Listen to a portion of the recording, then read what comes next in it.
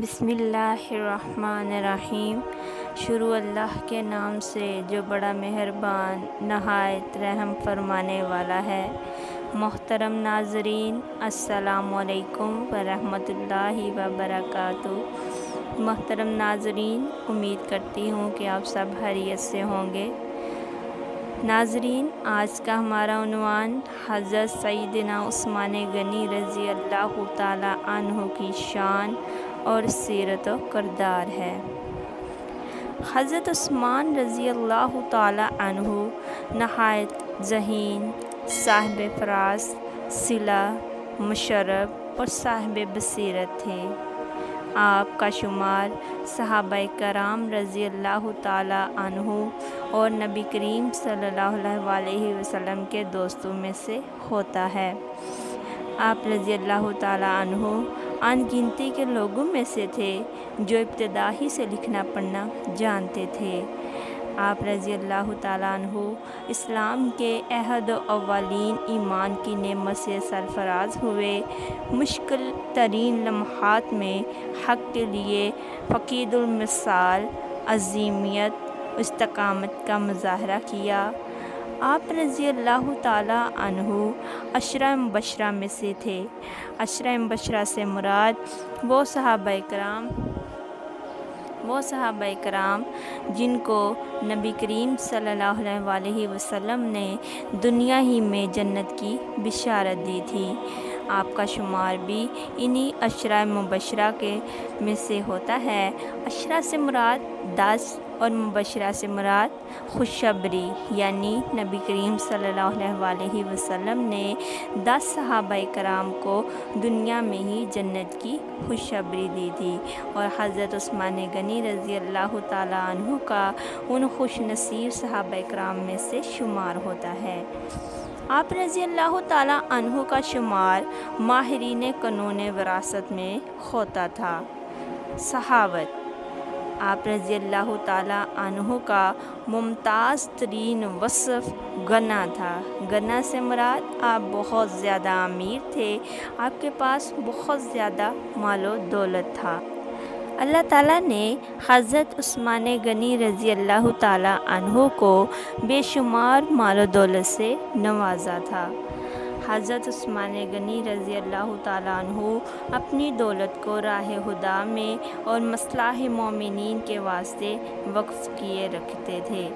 عہدہ نبوی یعنی نبی کریم صلی اللہ علیہ وسلم کے دور میں آپ رضی اللہ تعالیٰ عنہ فقید المثال سخاوت و دریا کا مظاہر کیا۔ حیا، آپ رضی اللہ تعالیٰ عنہ کے کردار کا سب سے نمایاں پہلو حیا ہے۔ آپ نے کبھی تنہائی، حتیٰ کہ غسل کے موقع پر بھی اپنا بدن پوری طرح ننگا کبھی نہیں کیا تھا۔ ایک دفعہ نبی کریم صلی اللہ علیہ وسلم چند صحابہ کرام رضی اللہ تعالیٰ عنہ کے ساتھ تشریف فرما تھے اور زانوائے مبارک سے کپڑا ہٹا ہوا تھا۔ حضرت عثمان غنی رضی اللہ تعالیٰ عنہ کو نبی کریم صلی اللہ علیہ وسلم نے دیکھا تو فوراً کپڑا درست کر لیا۔ صحابہ کرام رضی اللہ تعالیٰ عنہ نے وجہ پوچھی تو آپ صلی اللہ علیہ وسلم نے فرمایا، عثمان رضی اللہ تعالیٰ عنہ کی حیا سے فرشتے بھی شرماتے ہیں۔ عفو اور تحمل، حضرت عثمان غنی رضی اللہ تعالیٰ عنہ کی شخصیت کی ایک صفت یہ تھی کہ آپ صبر اور تحمل کرنے والے اور دوسروں کو معاف کرنے والے تھے۔ دشمنوں نے ہر طرح سے آپ کو تکلیف پہنچائی، لیکن آپ نے ان کی تکلیفوں کا جواب ہمیشہ نرمی کے ساتھ دیا۔ آپ رضی اللہ تعالیٰ عنہ نے نرمی کا سلوک کرتے ہوئے انہیں شر اور فساد سے روکنے کی پوری کوشش کی، لیکن آپ کے دشمنوں نے آپ کی نرمی کا ناجائز فائدہ اٹھایا اور آپ رضی اللہ تعالیٰ عنہ کو گھر میں محصور کر دیا۔ آپ رضی اللہ تعالیٰ عنہ اپنے چاہتے تو اپنی طاقت سے وہ ان دشمنوں کو ختم کر سکتے تھے، اور صحابہ کرام نے آپ سے اس چیز کی اجازت بھی طلب کی تھی، لیکن حضرت عثمان غنی رضی اللہ تعالیٰ عنہ نے اس چیز سے منع فرمایا اور کہا کہ مسلمانوں کا خون گرانا اور باہمی خون ریزی کرنا مجھے پسند نہیں ہے۔ اس کے عوض انہوں نے خود جام شہادت نوش فرمانا پسند کیا۔ اگر آپ رضی اللہ تعالیٰ عنہ عفو اور تحمل کا اس قدر ثبوت نہ دیتے تو مخالفین آپ رضی اللہ تعالیٰ عنہ کو شہید کرنے کی جرأت کبھی نہیں کر سکتے تھے۔ خشیت الہی۔ خشیت الہی سے مراد ہوتا ہے اللہ تعالیٰ کا خوف۔ حضرت عثمان غنی رضی اللہ تعالیٰ عنہ کی شخصیت کا ایک پہلو یہ تھا کہ آپ رضی اللہ تعالیٰ عنہ کے دل میں اپنے رب کا بہت زیادہ خوف تھا۔ کسی قبر کے پاس سے گزرتے تو خوف آخرت سے آپ کا رنگ زرد ہو جاتا اور ریش مبارک، ریش سے مراد آپ کے رخسار مبارک جو ہیں وہ آنسو سے تر ہو جاتے۔ کسی کے خلاف سخت رویہ اختیار کرنے سے قبل طویل غور و فکر فرماتے کہ کہیں میرے اس عمل سے اللہ تعالیٰ تو ناراض نہ ہو جائیں۔ یہی وجہ تھی کہ آپ رضی اللہ تعالیٰ عنہ بہت رفیق القلب اور نرم مزاج ہو گئے۔ ایک ایک رکعت میں آپ پورا قرآن پاک ختم کر دیتے تھے۔ اتنی متواضع طبیعت کے مالک تھے کہ باوصف اس امر کے کہ غلام اور لونڈیوں کی کمی نہ تھی، مگر اپنے کاموں کے لیے انہیں کبھی بھی بے آرام نہ کرتے۔ تہجد کی نماز کے لیے خود اٹھتے، خود پانی لیتے، کسی غلام کو آپ نے کبھی نہ جگایا۔ حب رسول۔ حب رسول سے مراد نبی کریم صلی اللہ علیہ وسلم سے محبت۔ حضرت عثمان غنی رضی اللہ تعالیٰ عنہ ایک مجسمہ حب رسول صلی اللہ علیہ وسلم تھے۔ محمد رسول صلی اللہ علیہ وسلم کی ذات اقدس سے انتہا درجے کی والہانہ محبت اور عقیدت تھی۔ جب تک نبی کریم صلی اللہ علیہ وسلم کی معیت میں رہے، ان کی ہر تکلیف بے چین جاتی۔ آپ رضی اللہ تعالیٰ عنہ کی خدمت میں حاضر باعث سعادت سمجھتے تھے۔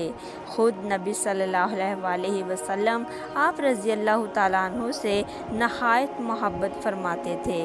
نبی کریم صلی اللہ علیہ وسلم نے اپنی 2 صاحبزادیاں یکے بعد دیگر حضرت عثمان غنی رضی اللہ تعالیٰ عنہ کے ساتھ بیعت دی اور فرمایا کہ اگر میری 100 لڑکیاں بھی ہوتی اور وہ مر جاتی تو میں متواتر یکے بعد دیگر حضرت عثمان غنی رضی اللہ تعالیٰ عنہ کے نکاح میں دیے جاتا۔